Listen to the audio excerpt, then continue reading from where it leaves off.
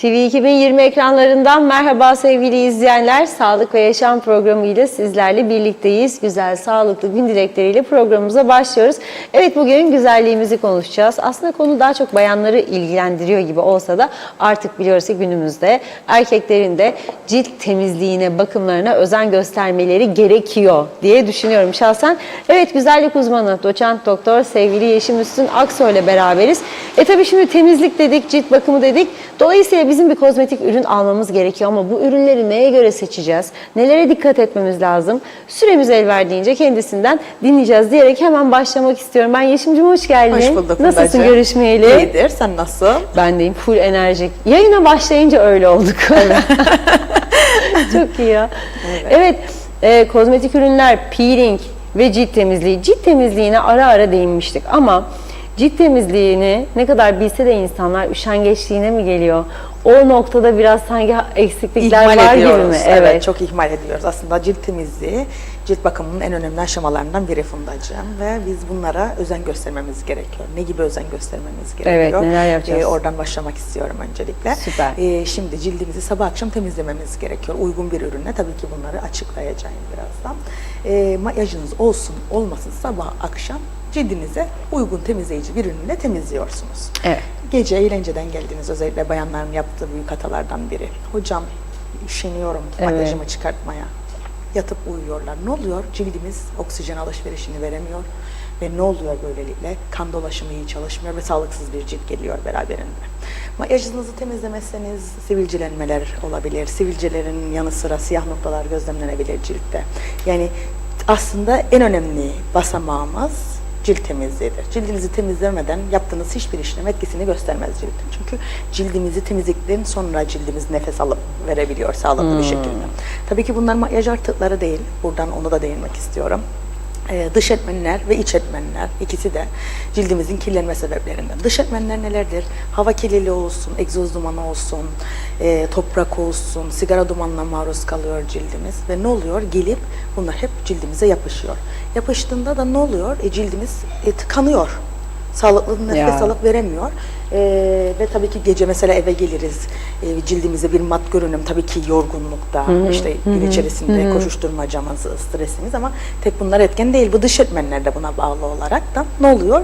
Cildimiz mat görünüyor, sağlıksız görünüyor. Temizlemeye ihtiyacı var o anda cildimiz. Onun için gece makyajımızı işte çıkarıyoruz. Makyajınız olsun olmasın, çünkü bu saydığım dış etmenler de birer faktör aslında. Evet. Bunları temizlememiz gerekiyor. Zaten bunların hiçbiri olmasa bile iç etmenler, işte hormonlarımız çalışıyor, sebum üretiyor ve sebum ürettiğinde ne oluyor? Cildimizde siyah noktalar gözlemlenebiliyor. Biz bunları temizlemezsek bu yağları, fazla yağ, sebum beraberinde sivilceyi getiriyor veyahut da siyah noktaya getiriyor ve biz temizlememiz gerekiyor ki sağlıklı bir cilt gelsin alttan. Bu sebepten dolayı da ilk kuralımız cildimizi temizlemektir. Temizlemekten geliyor. Makyajımız olsun olmasın temizliyoruz Fundacığım. Evet. Asla yatağa makyajı girmiyoruz. Asla. Ne kadar yorgun olursanız olun, sabaha karşı gelseniz bile gerçekten çok önemli bir organımız cildimiz ve dikkat etmemiz gerekiyor buna. İşte çünkü gözenekler doluyor, siyah noktalar bu sebeple çıkıyor. Gözenekler dolduğunda cilt nefes veremiyor, az evvel söylediğim gibi. Bunun birinci adımı cildi temizlemeden geçiyor. Tabii ki cilt bakım kozmetiklerinde temizleyiciler, mezartonik, nemlendirici, güneş kremleri, işte peeling, maske, gece kremi, gözaltı kremi, serum, ampuller, bunlar çok var. Bunların hepsine değineceğim. Evet. Şeyi soruyorlar, hocam işte hangi yüz temizleyici ürünü kullanmam gerekiyor? Hangi temizleme ürünü benim cildime uygun? Yapılan hatalardan biri de budur. Yani yanlış bir ürün uygularsanız yine sonucu kötü olur. Yani ne gibi kötü olur? Mesela yağlı bir cildiniz var. Siz yağ ihtiva eden ürün kullanırsanız cildinizde, temizleyici ürün olsa bile ne oluyor? Daha da sivilceniz varsa daha da sivilceniz çıkar. Yoksa bile çıkar. Siyah noktalarınız daha da artar. Yani doğru ürün kullanmanız gerekiyor. Doğru ürün nelerdir? Onlara bir bakalım. Temizleyiciler işte farklı yapıları vardır. Jel, köpük, yağ, süt gibi kendi içerisinde ayrılıyor. Tabii ki cilt tipimizi bilmeniz gerekiyor. İlk Öncelikle Değil bunu mi? söylemek istiyorum. Cilt temizleme sularımızdan başlamak istiyorum. Cilt temizleme sularımız, işte cildimizin pH'i var. pH dediğimiz asit mantodur. Asit manto bizim için çok önemli cildimizde. Cildimizin pH'i 5.5 olması gerekir. Ve bu doğrultuda mesela tonikleri anlatırken buna daha detaylı değineceğim. O doğrultuda seçmemiz gerekiyor.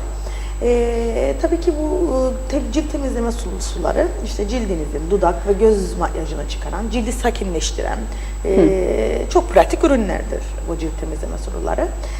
Tek ürünle tüm makyajınızı çıkarabilir, temizleyebilirsiniz cilt temizleme sularıyla. Hatta durulama bile gerektirmez. Genelde işte gözümüzü, dudağımızı temizlemede cilt temizleme sularını tercih ederiz.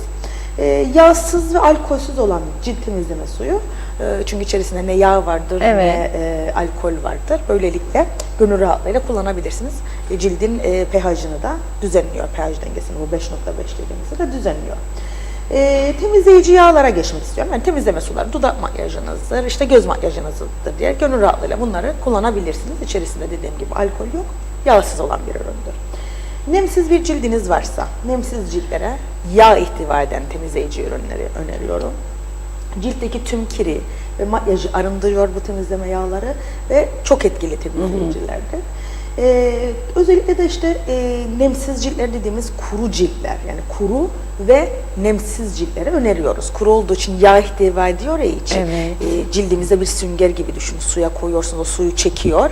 Nemsiz bir cilde de yağlı temizleyici bir ürün kullandığınızda ne yapıyor? O nemini alıyor aslında. Bir taraftan da tedavi ediyor aslında. Yani temizleme ürünüdür diye hep geçmeyelim. Yani bu kozmetikler çok iyi cildimiz için.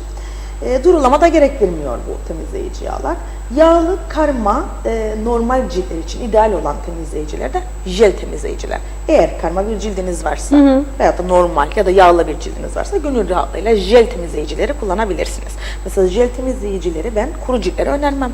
Çünkü kuru cildin neye ihtiyacı var? Veya da nemsiz bir cildin neme ve yağ ihtiyacı var. Onun için temizleyici yağları tercih etmeleri gerekiyor. Ama bu temizleyici yağları siz kalkıp yağlı cilde ya da bir karma cilde te bölgesi yağlı kullanırsanız ne yaparsınız? Zaten orası sebum üretiyor sürekli, yağlı bir cilt. Siz yağ eklerseniz ne olur? Yani sivilcelenmeler meydana gelir ciltte. Veyahut da varsa daha da fazla artar ya da siyah noktalar. Bunlara lütfen özen gösterelim. Dediğim gibi yağlı, karma ve normal ciltler için jel temizleyici ürünler kullanılabilir. İşte tazelik, böyle ferahlık da verir, nem dengesini korur, fazla yağı alır ciltten. Onun için jel tiplerini yağlı ciltlere veya da karma ciltlere öneriyoruz. Normal ciltler de kullanabilir. Kuru dedim ve nemsiz ciltlere yağ ihtiva eden ürün dedik. Ama temizleme sütlerini de kullanabilirler kuru ciltler. Çünkü süt nem veriyor. Temizleme sütleri işte hassas, kuru ve normal ciltlere temizleme sütlerini öneriyorum. Cildi nemlendiriyor çünkü süt aynı zamanda işte suya dayanıklı makyajlarınızı bile çıkarabiliyor. Bu waterproof rimeller var ya, işte çok sorun yaşıyorlar. Hocam nasıl çıkaracağız? Hangi temizleyici ürünle başa çıkabiliriz? Yani nasıl temizleyebiliriz? Evet, değil mi? Kullanmasak mı onları acaba? Kullanabilirsiniz. Zor çıkıyor. Ama işte temizleme sütleriyle doğru ürünle yani doğru ürünü bilirseniz temizleyebilirsiniz zaten. İçerinde işte zengin, besleyici olduğu için kuru ve hassas ciltler için çok etkili bir temizleyici. Çünkü bir taraftan cildi temizliyor, bir taraftan nemlendiriyor. Çünkü süt içeriyor ya. Nem dengesini de koruyor.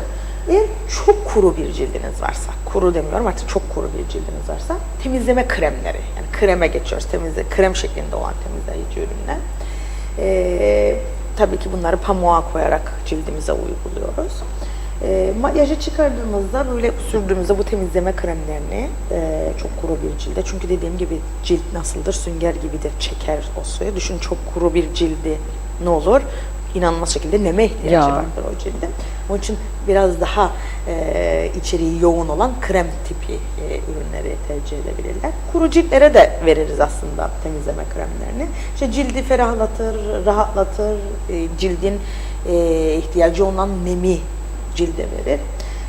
Kullanılabilir temizleme kremleri çok kuru ciltler için. Tüm ciltler için hangi ürün? Bunu sorarlar çok bana. Bir de öyle ürünler de var. Üzerinde yazıyor tüm ciltler için. Aynen öyle. Firmaların, çünkü çok pahalı ürünler zaten. Firmaların ekonomik olarak ürettiği tüm ciltlere uygun ürünler. Köpüren temizleyicileri kullanılabilir. Mesela sıvı şeklindedir yine ama su ile birleştiğinde köpürüyor. Tüm cilt tiplerine göre uygulanabiliyor bu da baktığınızda ama ben her zaman söylerim cilt tipinize uygun. Mesela yağlı bir cildiniz varsa az evvel dediğim gibi jel tipi kullanın. Jel. Eğer kuru bir cildiniz varsa losyon, çok kuruysa krem tipinde olanları. Yani bunlara daha özen gösterirsek daha iyi olur diye düşünüyorum açıkçası. Bir de o mesela cildi temizledikten sonra bende de oluyor böyle ara ara karıncalanıyor sanki ya da çok kuru hissediyorum o noktada. Acaba yanlış ürün seçtiğimin göstergesi mi yoksa hep böyle sabunla ya da işte jelle, Sabun. köpükle temizlediğimizde o duyguyu hisseder miyiz? Doğru Anladın mı? ürünleri temizliyoruz cildimizi. Cilt Ha, tipimizi işte. bilmemizden geçiyor en önemlisi. Jel temizleyici. Jel temizleyici, yağlı veyahut da karma bir cildiniz varsa Karma. da kullanıyorsunuz. Evet, Evet. kullandığınız ürün de önemli. Ne kullanıyoruz? Kullandığımız ürün önemli. Sabun zaten ben kesinlikle önermem. Her programda da söylüyorum onu. Evet. Fundacığım. Sabundan uzak duralım çünkü cildimizin pH'ini bozuyor. 5.5 o oranı bozuyor. Bu sebepten dolayı cilt tipinizi bilmeniz gerekiyor. Cilt tipinize uygun ürün kullanmanız gerekiyor. Ve kaliteli ürün kullanmanız gerekiyor. Yani kaliteli ürün kullanmazsanız da kötü sonuçlar doğurabiliyor. Bunun dışında diğer slaytımıza bakacak olursak toniğe bakalım. Tonik, özellikle bu toniği soruyorlar. Tonik ne olduğundan bahsetmek istiyorum toniğin. Cilt tonikleri temizleme sonrasında, mesela cildimizi temizledik. İşte geriye kalan makyaj artı olsun, yağ olsun, kiri olsun, onları temizler cildimizde ve cildin pH'ini korur. Yani cilt tonikleri görevi budur. Bir de ne yapıyor? Gözeneklerimizi sıkılaştırıyor. En güzel özelliği, Gözeneklerimizi. en sevdiğim. Evet, baktığımızda mesela delik delik görüyoruz, çukur çukur görüyoruz cildimizi. Onları sıkılaştırmada tonik kullanılabilir. Ama çok düzenli kullanılması Tabii gerekiyor ki. değil mi? Kalkıp da öyle özenip de 1-2 hafta kullanıp ondan sonra yok ya tonikte bir işe yaramadı demekle olmaz. Hayır, yani 1-2 hafta kullanımla hiçbir şekilde olmaz. Cilt 28 gün içerisinde tepkisini gösteriyor. Çünkü bunun bir bilimsel açıklaması da var zaten. 28 gün içerisinde o evrede cildimiz kendini yeniliyor ve ondan sonra mesela bir cilt bakımına da gideriz. Neden ayda bir deriz? Çünkü bu 28 gün içerisinde cildimiz yenileniyor. Çünkü epidermis tabakası, buradan biraz bahsedebilirim de tabii. Evet. Epidermis tabakamız var. Epidermis tabakamızda kendi içerisinde katmanları var. O katmanlar en altta hücreler vardır. Stratum bazal tabakası diyoruz. O tabakada canlı hücreler var. O canlı hücreler 28 gün içerisinde üst tabakalara çıkar. En üst tabakalardan da ciltten atılır. Ve böylelikle cildimiz kendini yeniliyor. Ve 28 gün oluyor. Bu 28 gün sürecinde oluyor. Ondan dolayı ayda bir diyoruz biz, bakımlarımız önemli ama sadece bir hafta yapıp mucize beklemeyin. Evet, bu yani. sürekli yapılması gereken zaten. Düzenli bir Ve şekilde. sadece tonik kullanmak da yeterli olmuyor Fundacığım. Yani hepsini bir bütün düşünmemiz gerekiyor. Cildimize uygun ürünlerin düzenli şekilde kullanılmasıyla etkin sonuçlar alabiliyorsunuz. Ama dediğim gibi 28 gün sonrası. Yani ayda onu bir unutmuyoruz. yaşıyoruz. Aynen öyle. Toniği dediğim gibi tabii ki kullanacağımız tonikler pH'ları önemlidir. 5.5 cildimizin pH'ı, asit mantosu, koruyucudur o. Cildimizi koruyor o. Onu unutmayacağız, 5.5. Buna dikkat edelim. Bunun üzerine çıkmamaya özen gösterelim. Çünkü alkali, yani alkol oranı yüksektir toniklerin içerisinde. Bu defa cilde zarar verebilir. İşte kuruluklar ciltte meydana gelir mesela.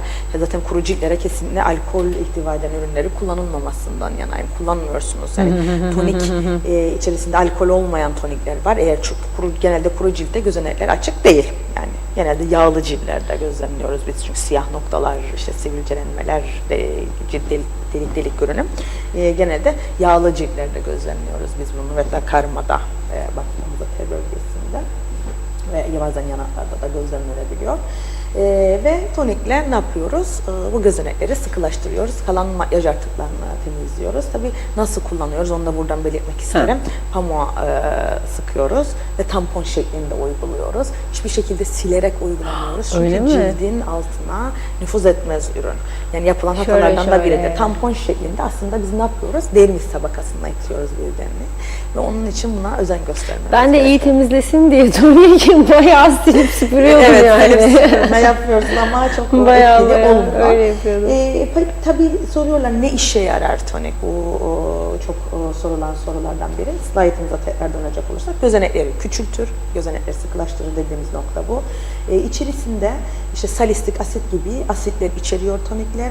genişlemiş gözenekleri sıkılaştırıyor. Siyah nokta ve sivilce önüne geçiyor. Sivilcenin oluşumunun önüne geçiyor. Bunun dışında cildin pH dengesini geri kazandırıyor. 5.5 dedim çünkü cildimiz doğal olarak asidiktir. Asit mantosu var. 5.5'tir, bunu unutmayalım. Ancak bunun işte sabun, alkali özelliği fazla olduğu için içerisinde bozabiliyor. Onun için sabundan uzak durun diyorum. Bunun dışında tabii ki toniği de bu aralıklara uygun olarak seçmemiz gerekiyor. Cildimize zaten söylüyorlar. 4 ve 6 arası seçilmesi gerekiyor tonikler. Ki cildimizin o asit mantosunu bozmasın. Alkali değerini bozmasın. Cilt bakım ürünlerinin etkisini de artırıyor tonik. Yani mesela serum olsun, bakım kremlerin etkisini, bunlar hep artırıyor. Anlatacağım bunları. Nemlendirici görevi de üstleniyor. Bazı toniklerin çünkü nemlendirme özelliği de vardır. Cildi yeniler, renk eşitsizliklerini giderir. Çünkü içerisinde işte AHA ve BHA içeren salistik asitler vardır. Glikolik asit vardır. Bu gibi ürünler ciltte böyle peeling etkisi yaratarak işte leke görünümünün azalmasını da sağlar. Siyah noktaları giderir, cildi pürüzsüz yapar. Tonin içerisinde işte salistik asit var. Bu da renk eşitsizliklerini bir nebze olsun gideriyor. Leke tedavilerinde kullanıyoruz tabii bu AHA'ları, BHA'ları. Onların içerisinde olan bir asit türü bu salistik asit. Tonikte de var. Ve bu nedenden dolayı da işte cildi yeniler, renk eşitsizliklerini de gideriyor. Cildi derinlemesine arındırır baktığımızda, çünkü temizleyici ürünle cildimizi temizledik. Arkasından da işte makyaj kalıntıları varsa kirden her şeyden hepsini temizliyor. Hepsini temizliyor. Sadece temizleyici ürün değil yani yeterli olan. Nasıl kullanılır söyledim zaten. Evet, böyle tampon yapacağız. Silmek yok. Buna dikkat ediyoruz yani. Ama dikkat edelim, eğer gözenekleriniz açık değilse kullanmayın. Mesela kuru bir cildiniz varsa kullanmayın. Her cilt tipi kullanacak diye bir şey yok. Benim gözlemlediğim çoğu insanda gözenek var. Var, evet. çok az öyle gözeneksiz. Aynen, gözeneksiz cilt yok açıkçası. Peki hep kafama şu takılmıştır sevgili eşim. Şimdi biz cildimizi temizledik bir güzel. Üstüne toniğimizi de sürdük. Şimdi nemlendiriciyi ya da işte gece kremini hemen bunları arda arda mı yapalım? Aralarında bir 5-10 dakika bekleyelim mi? Temizledikten sonra belki hemen tonik olur da toniğin üstüne hemen krem mi sürelim? O arayı nasıl yapacağız? Bir dakikalık süresi zaten yeterli kremi olacaktır. kabından alasınız ya da işte elinize koyarsınız. Yani vakit alıyor yeterli. zaten o. Aynen, yeterli yani bak. Direkt zaten hemen cilt emiyor, sünger gibi dedim ya. Koyduğunuzda süngeri suya hemen çeker ya. Ciltte ürünü istiyor, ihtiyacı var cildin mesela. Her cildin var. Ne yapıyor? Tabii ki bekliyoruz. Biraz bekliyoruz. Çok değil o süre. Yani yarım saat bekleme gibi bir süremiz yok zaten. Sabah akşam yapıyoruz bu uygulamaları. Aynen öyle, ne kadar. Zaten kremi alana kadar o cildiniz çekiyor zaten. Çekecek onu. Ve uygulayabilirsiniz cildinize. Sadece gece kremini söylüyorum. Gece yatmadan önce yarım saat öncesi sürsün ki cildinizde onu çeksin. Yastığınıza bulaşan yastık yemesin. Olmasın. Sonra yastığın cildi güzel olur. Deriz yastık. Gece kreminde geçeceğim. Onu anlatacağım zaten. Evet, hadi. Nemlendiriciye dönebiliriz. Evet. Diğer aşamamız, şimdi cildimizi uygun temizleme ürünümüzü temizledik. Tamam. Toniğimizi uyguladık. Tonik genelde hangi ciltlere onu da belirteyim. Yağlı ciltlerde daha çok tonik kullanıyoruz. Daha çok yağlı ciltlerin gözenekleri fazla zaten. Kuru ciltlerde pek çok gözlemlenmiyor. Normal ciltte gözlemlenmiyor. Bu dediğimiz olay ve karma ciltlerde de uygulanabilir. Yani karma ve yağlı ciltlere ben toniği öneriyorum eğer gözenekler açıksa. Buna dikkat edelim ve bu 4 ve 6 arasındaki değere önem gösterelim. Altının üzeri olmasın çünkü alkali oranı yüksek olursa cildin kendi doğal asit mantosunu bozar. Doğal alkalisini bozar. O da 5.5'tir. Onun için ben derim ki 4-6 arası olan tonikler gönül rahatlığıyla kullanılabilir. Aynen öyle. Ama dediğim gibi nadiren kuru ciltlerde de gözlemlenebiliyor bu gözenekler. Bu durumda da alkolsüz olan tonikleri seçilebilir. Evet, mesela ergenlerin ciltlerinde baktığınızda mesela bir bölgede sivilce var ama cilt kuru. Cilt kuru ama şimdi bir bölgede sivilce var, cilt kuru, tedavi görüyorsa, eğer bir doktora gitmişse de lokal olarak kullanılan kremleri vardır veyahut da işte antibiyotik sadece sivilcelerin olduğu bölgeye. Aynen, sadece sivilcelerin olduğu bölgeye uygulanması gerekiyor. Eğer tüm cilde kullanırsanız zaten amacı kurutmaktır verilen ürünler, ondan dolayı kurur. Ya da genel olarak alınan mesela antibiyotikler olur. İşte hocam diyor, evet ağızdan alıyoruz biz antibiyotikleri, doktorlar öneriyor, kuruyor, çok kuruyor cildimiz, sivilcelerimiz de kuruyor ama bütün cildimiz kuruyor. Bu durumda Evet. biz ekstra Soyuluyor ekstra ciltler. nemlendirici takviyesi yapıyoruz biz dıştan. O şekilde olabiliyor. Doğru, onu doktor kontrolünde Evet, olması şey gerekiyor. Ama yapmak lazım. doktorların verdiği ilaçlarda ciltte kuruluk yapabiliyor. Bu sebepten dolayı da yoğun nem ihtiva eden ürünler veriyoruz ki bir taraftan cilt sivilceyi kuruturken bir taraftan da cildi nemli tutabilmek adına. O şekilde. Kesinlikle, süper. Nemlendirici Evet. ürünlere bakacak olursak kremlere, slaytımıza da dönebilirsek lütfen. Hep ihmal ederiz bu nemlendirici kremleri. Hocam ne gerek var işte nemlendirici ürüne? Tabii canım, el yüzü vücut bir arada öyle denk gelirse Evet, bir yani yerden varsa sürelim. aslında çok önemli. Neme ihtiyacı var cildimiz. Her cildin neme ihtiyacı vardır. Yağlı cildin de neme ihtiyacı vardır ve biz bunu çok ihmal ediyoruz aslında. Ya ne gerek var? Ne gerek var değil. Yani cildimizin bu güzelliği bizimle kalmaz. Yani cildimiz en önemli organımız. Onun için biz buna bakmazsak ileriki vadelerde ne olacak? Çok daha kötü. Yani baktığınız tamam tabii ki botokslar var, dolgular var ama neden bunlara Ama evet, başvuralım cildin ki? yapısı gidiyor. Yani şu an bana öğrencilerim 18 yaşında mesela 20 yaşında hocam benim çok güzel cildim var ben hiçbir şey kullanmıyorum gerek yok diye düşünüyorlar. Hayır böyle düşünmeyin. O yaşlarda başlayacaksınız cildinize bakasınız ki ileriki vadede cildiniz o şekilde kalsın. Yani ihtiyaç duymayasınız botoksa yani dolgu işlemine diye düşünüyorum açıkçası. Aynen öyle. Çok doğru. Nemlendiriciler dediğim gibi temizledik cildimizi, tonimizi kullandık. Arkasından normal günlük rutin bakımı anlatıyorum ben şu an. Tabii bunların içerisinde peelingler, maskeler onları anlatacağım birazdan. Nemlendirici çok önemlidir. Cildimizin suya, neme ihtiyacı vardır. Bunu bilmemiz gerekiyor. Cilt bakımımızın vazgeçilmezisidir. O elastikiyeti, o kolajeni çok önemli cildimizin. İşte sarkmalar, kırışıklıklarının aslında bu nemlendirici kremlerden geçiyoruz biz. Yani biz de hep zaten söylüyorum 3 tane tabakamız var. Epidermis, dermis, hipodermis. Biz dermis tabakasına müdahale ediyoruz bakımlarımızda. Orada işte elastin, bağ dokuları var. Bunlara dokunuyoruz ve ne oluyor kolajen olsun. Bunları ele alarak işte kırışıklıkların önüne geçiyoruz, sarkmaların önüne geçiyoruz. Ama bunları bize ihtiyaç duymadan da erken yaşlarda başlanılarak kullanılan nemlendiricilerden de bir nebze önüne geçiyoruz. Zaten. Nemlendirici krem dediğim gibi ne gibi etkileri var? Cildin nem dengesini ayarlıyor, yaşlanma hızını yavaşlatıyor baktığımızda. Bunun dışında cildi parlak, canlı bir görüntüye ulaştırmaya yardımcı oluyor. Tazelik ve ferahlık kazandırmasına da yardımcı oluyor. Hatta bazı ürünlerde anti-aging özellikle olan işte yaşlılık karşıtı ürünler vardı. İçerisinde C vitamini olur genelde anti-aging kremlerinin. Ve cilde birçok faydası bulunmaktadır zaten bu C vitamininin. Çeşitli nemlendiriciler vardır birçok firmanın. Evet değil mi? Profesyonel ürün kullanmayı tercih edin ama ben bunu her zaman söylerim. Her programda da üstüne basa basa söylüyorum. Doğru. Kesinlikle. Acayip de fark ediyor zaten. Şimdi halk arasında şöyle bir algı var. Nemlendirici kremler siyah noktaya sebep olur mu? Aynı şekilde tam tersi cilde yağlandırır mı mesela? Kullandığınız ürün cilt tipinize uygun olması gerekiyor. Her zaman onu söylüyorum.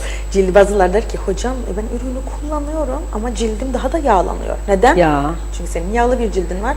Sen gidiyorsun yağlı ciltlere olan ürünü değil, kuru ciltlere verdiğimiz ürünü kullanıyorsun mesela örneğin. Sen daha da yağlandırıyorsun. Çünkü kuru ciltlere verdiğim ürünün içerisinde fazla yağ vardır. Ve ne yapıyor? Daha da yağlandırıyor sana cildini. Onun için yağlılık hissediyorsun. Doğru ürün. Cilt tipinizi tanımanızdan geçiyor, doğru ürünü kullanmanızdan geçiyor ve sonucunu alıyorsunuz. Yani en sıkıntısı karma ciltler herhalde. Karma ciltler. Çünkü bir taraflar kuru yani baktığınız zaman. Belli bölgelerde yağlanma var. Evet, firmalar mesela çeşitli firmalar karma ciltlere yönelik ürünler çıkarıyor.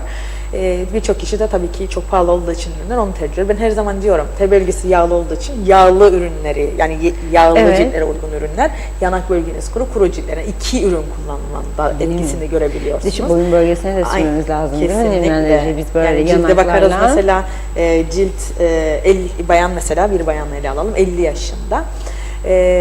Cildine baktığınızda 30 yaşında gösteriyor. Mesela örnek veriyorum ama neden? Çünkü ürünlerini kullanıyor düzenli olaraktan. Yani o da çok önemlidir, etkiliyor. Ama boyundan mesela yaşlı anlardan onu da söylerim. Boyundan çıkarabiliyorsun. Onun için dekolte bölgenizde, boyunuzda da kullanın bu ürünleri. Bazı firmaların var ürünleri işte dekolte, boyun içinde ama inanılmaz pahalı olduğu için normal nemlendirici kremimizi de kullanmanız yeterli olacaktır. Şimdi normal nemlendiriciler de pahalı oldu. Ben bakıyorum marketlere, gayet de böyle hani hiç profesyonel marka değil, yani herkesin ulaşabileceği markalar bile. Allah Allah diyorum, bu fiyatlar gerçek mi? Çok pahalı, gerçekten çok pahalı. Düşünün yani bu daha market ürünü ama her şey pahalı Fundacığım. Şimdi asgari ücret de artıyor. Bir o kadar da artış gelecek. Yani bekliyorum yani bunu. Ben de bekliyorum. Gerçekten sadece güzellik ürünleri değil ki, yani gerçekten açlık sınırı. Ama şu da var. Pandemide bile mesela insanlar gerçekten sağlık problemleri için hastaneye gitmekten vazgeçtiler. Hatta kanser hastaları bile. Ama o dönemde estetik ameliyatları da, estetik işlemleri de hiç hız kesmemiş. Yani kadınların da güzelliğe ayrı bir tutkusu var. Tabii ki. Yani o ev bütçesinden de bir şekilde böyle gerçekten özen gösteren bayanlar kendilerine onu alacaklar zaten. Tabii ki. Yani bir şekilde kadın yapar yani. Aynen. Aynen öyle. 1 kilo et almaz ama o krem bakımına, alınacak. aynen öyle. O öyle bir meslekteyiz gerçekten. Kadınlar değil mi? güzelliklerinden vazgeçmiyor. Vazgeçmiyorlar. Güzel bir şey aslında. Bence de bir çok kadın güzel bir kendine şey. bakmalı diye düşünüyorum Fundacığım. Yani çirkin kadın yoktur, bakımsız kadın vardır diyorum ben. Her zaman bunu söylüyorum ama bizim Kıbrıs'ta bu çok yok. Kadınlarımız kendine bakıyor Yok. yani gözlemlediğim kadarıyla. Değil mi? Dikkat ediyorlar yani bakımlarına, özen gösteriyorlar. Bu güzel bir şey aslında. Dediğim gibi bu ürünleri profesyonel ürün tercih edin. Yani temizleyici ürünlerinizi marketten alabilirsiniz. Ben bunu söylüyorum. Temizleyici ürünler marketten alınabilir. Fark etmez. Ama kullanacağınız tonik olsun, nemlendiricidir, maskedir, peelingdir. Bunları profesyonel ürün tercih edin. Çünkü onlar tedavi amaçlıdır. Yani Doğru. tedavi olduğunda profesyoneller etkisini gösterebiliyor. Bunun dışında tabii ki cilt tipimize göre nasıl nemlendirici kullanmalıyız? Hangi ciltlere hangi ürünler? Onu da değinmek istiyorum. Çünkü az evvel söyledim ya, yağlı cildi var, daha da yağlandı cildi. Neden? Çünkü yanlış ürün Siyah kullanılırsa noktalar büyüdü. artar. Çünkü yanlış ürün kullanıyor demek Ya. ki, cildini tanımıyor. Şimdi kuru cilt ürünlerinden bahsetmek istiyorum. Kurulara hangisi, yağlı ciltlere hangisi? Kuru cilt erken kırışır, onu söyleyeyim.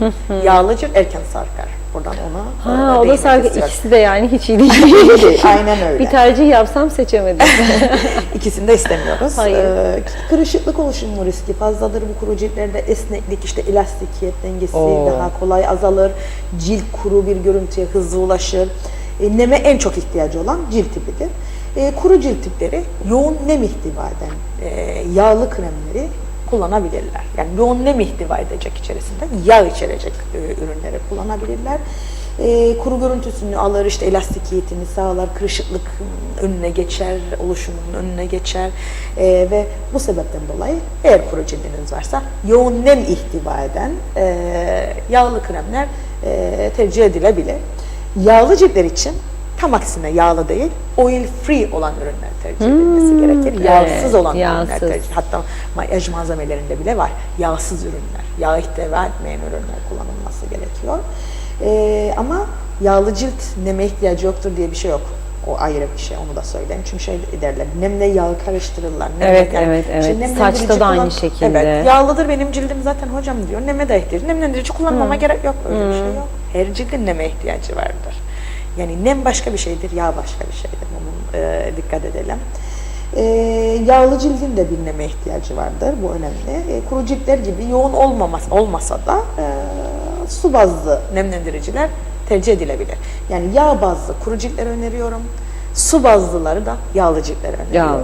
Ve dikkat edeceğiniz özellikle de bazı kozmetik markaların yağlı ve akneye eğilimli ciltler için oil free, yani yağsız nemlendirici ürünler üretiyor. Bunları tercih edebilirler. Bunun dışında karma ciltlerine gibi ürün kullanması gerek. Az evvel söyledim, yağlıysa yağlı ürünler. Çok da yaygın gene değil mi karma cilt? Yapı olarak Akdeniz cilt tipine sahip olan kişilerin birçoğu karma cilde sahip zaten Fundacığım. Ama ben iki form ayrılıyor cildiniz, işte yağlı ve kuruluk gözlemleniyor. Ayrı ayrı kullanılmasından yanayım ama eğer bütçeniz yetmiyorsa sorun değil. Karma ciltlere uygun ürün kullanılabilir. Ama ayrı ayrı da kullanacaksanız T bölgesi yağlı olduğu için su ihtiva eden nemlendiriciler ve oil free, yani yağ olmayan yağsız nemlendiriciler, kuru olanlarda yoğun nem ihtiva eden nemlendiriciler, yağlı nemlendiriciler tercih edilebilir. Hassas ciltler gerçekten çok riskli. Her şeye duyarlılık gösteriyor. Çünkü dış etmenler olsun, işte kötü hava şartları olsun, sıcak, soğuk, her şeyden etkileniyor bu cilt tipi. Ne gibi ürünler kullanılabilir? Şimdi su ve yağ bazlı olan nemlendiriciler tabii ki kullanılabilir. Cilt tipinin işte artık hassastır ama hassasa dayalı kuruluk vardır. Hassastır ama yağlılık gözlemlenebilir. Ona göre ayarlayacağız onu. Yani eğer belli bir cilt hassastır ama kurudur. Çünkü kuru ve hassas olabilir. Ve bu durumda ne yaparız?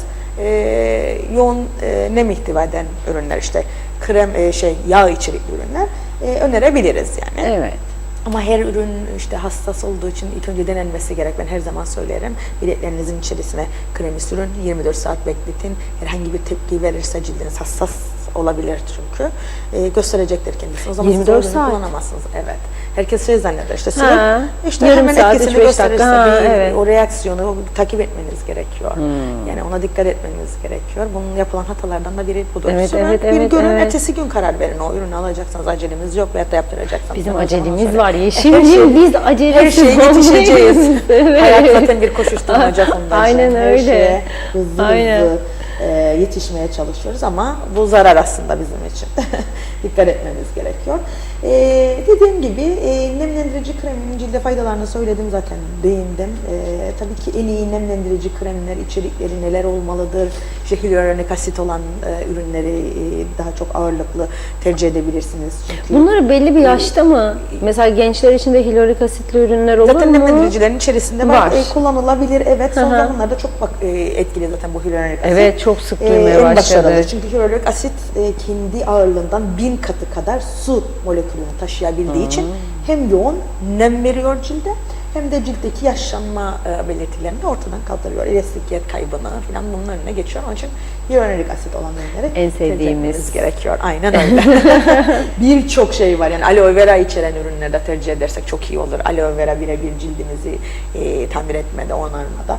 Yani çok ürün var. Vicdanım bakacaksan. sızladı şu anda. Evdeki aloe vera öldü de. Canım benim. Aynen öyle. Aloe vera çok önemli. Canlanır belki diye bekliyorum ama. Gerçekten. Evet. Şey yapalım sevgili Yeşim. Yapmıştık gerçi ama üzerinden çok uzun zaman geçti.